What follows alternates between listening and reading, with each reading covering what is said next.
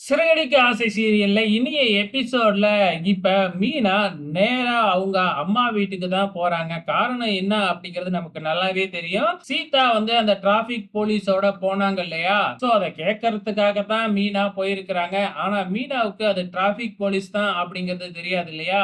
இப்ப என்ன நடக்குது? அவங்க அம்மா போனதுக்கு அப்புறம் வந்து பாத்தீங்கன்னா, மீனா என்குயரிய ஸ்டார்ட் பண்றாங்க. மீனா என்குயரிய ஸ்டார்ட் பண்ணும் பொழுதே நம்ம சீதாவுக்கு புரிஞ்சிடுச்சு. அப்ப நம்ம வந்து அவரோட வந்ததா அக்கா பாத்துட்டா.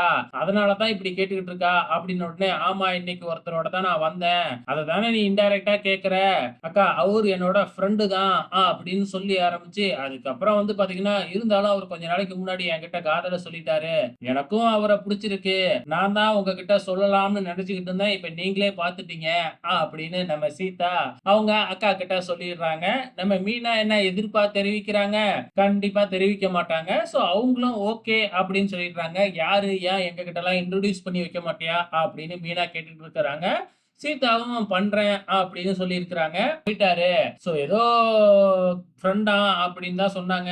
அப்படின்னு சீதா சொன்னதா நம்ம முத்து நம்ம இப்ப நம்ம முத்துவும் அத பத்தி தான் நம்ம மீனா கிட்ட பேசுறாங்க.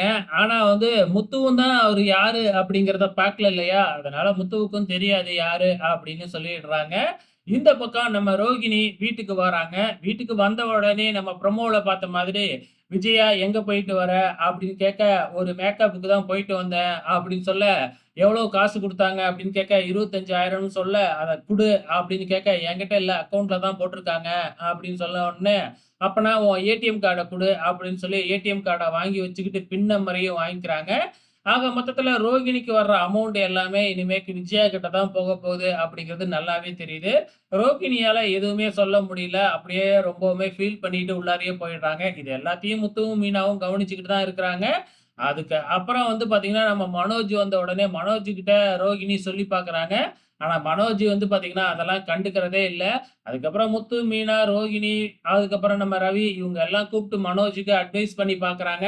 ஆனா மனோஜ் இதெல்லாம் ஒரு விஷயமாவே எடுத்துக்கிறதா இல்ல. சோ என்ன நடக்க போகுதுன்னு தெரியல. நாளைக்கே வெயிட் பண்ணி பார்க்கலாம்.